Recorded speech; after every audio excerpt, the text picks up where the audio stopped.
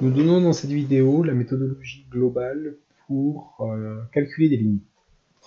Quand vous avez une limite à calculer, le premier réflexe à adopter, c'est de déterminer s'il s'agit d'une forme indéterminée ou pas. S'il ne s'agit pas d'une forme indéterminée, bien, vous pouvez directement calculer la limite. S'il s'agit d'une forme indéterminée, il faut travailler plus pour calculer la limite. Donc je vous rappelle que les 4 formes indéterminées sont les suivantes: 0 sur 0, l'infini sur l'infini, 0 fois l'infini, et enfin l'infini moins l'infini. Donc si vous tombez sur l'une de ces 4 formes indéterminées, il faudra travailler plus pour lever l'indéterminé. Donc avant de faire quoi que ce soit, il faut vous forger une opinion, une intuition de quel est le comportement de la fonction. Ce qui veut dire quel est le terme qui va dominer, qui va l'emporter, qui va imposer son comportement à la fonction. Une fois que vous avez acquis la certitude que la limite que vous devez calculer est celle que vous intuitez, eh bien, il vous faut faire en général ce que l'on appelle une factorisation forcée. Donc vous faites une factorisation forcée. Donc la factorisation forcée vient s'appuyer en général sur des théorèmes de croissance comparée.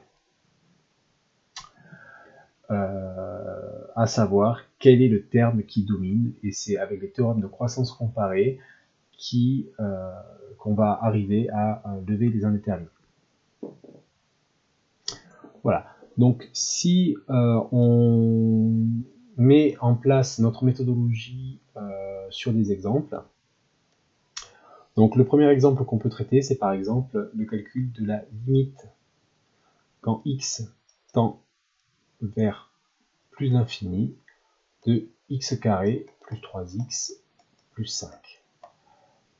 Donc là, on applique la méthodologie globale, et la méthodologie globale nous dit que ce terme-là, x carré tend vers plus l'infini, ce terme-là, 3x tend vers plus l'infini, celui-là tend vers 5. Donc par somme, on aboutit à plus l'infini, plus 5, ce qui fait plus l'infini. Il ne s'agit pas d'une forme indéterminée, et donc on peut directement donner le résultat. Cette limite, c'est plus l'infini. Le deuxième exemple qu'on va traiter fait intervenir une factorisation forcée, fait intervenir une forme indéterminée. Si on vous demande le calcul de la limite quand x tend vers plus l'infini de x plus 3 sur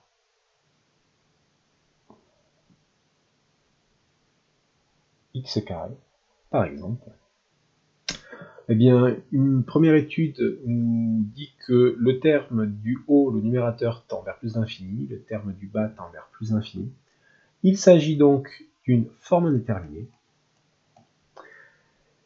Et donc, oui, il s'agit donc d'une forme indéterminée. Et donc, par croissance comparée, on va savoir quel est le terme qui l'emporte. Et le terme qui l'emporte, c'est le x carré, qui est le terme le plus important. C'est lui qui va donner son comportement en infini, et comme il tend vers plus l'infini et qu'il est au dénominateur, on s'attend à ce que la limite, ça soit 0. Et en fait, on montre que la limite est effectivement 0 en faisant x facteur de 1 plus 3 sur x au numérateur et x carré au dénominateur. Vous simplifiez par x au numérateur et au dénominateur, donc le x carré devient x. Le numérateur tend vers 1, le dénominateur qui est constitué de x tend vers plus l'infini, et donc par quotient, cette quantité-là tend, quand x tend vers plus l'infini, vers 0. Donc on a démontré que la limite était 0. Voilà, donc ça c'est sur des fonctions simples, vous pouvez avoir des fonctions plus compliquées. Je donne un exemple tout de suite de fonctions plus compliquées. Par exemple, limite quand x tend vers plus l'infini de x moins exponentielle de x, par exemple. Donc c'est une fonction plus compliquée puisqu'on a de l'exponentielle et du x.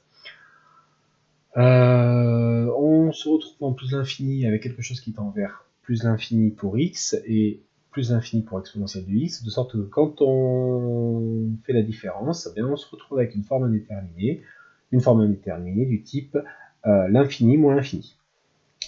Voilà. Tout à l'heure, il s'agissait de la forme indéterminée l'infini sur l'infini. Voilà. Donc, le comportement de la fonction. En fait, on se rend vite compte que c'est l'exponentielle qui va l'emporter sur x. Ça, c'est un terme de croissance comparée qui va vous dire que c'est l'exponentielle qui impose son comportement. Et donc, l'idée, c'est de factoriser par le terme le plus important, à savoir exponentielle de x. Donc, si vous factorisez, ça fait exponentielle de x sur exponentielle de x facteur de x sur exponentielle de x moins 1.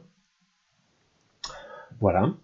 Et puis ensuite, vous utilisez le fait que la limite de exponentielle de x en plus d'infini, eh ben, c'est plus d'infini. Vous utilisez la croissance comparée pour dire que ce terme-là, c'est une limite que vous devez connaître par cœur. Ça tend vers 0 en plus d'infini, c'est par croissance comparée. Et donc, toute la parenthèse ici tend vers moins 1. Et donc, par produit, il faudra écrire par produit, l'expression considérée tend vers plus l'infini fois moins 1, c'est-à-dire vers moins l'infini. Et on a donc démontré que la limite est égale à moins l'infini.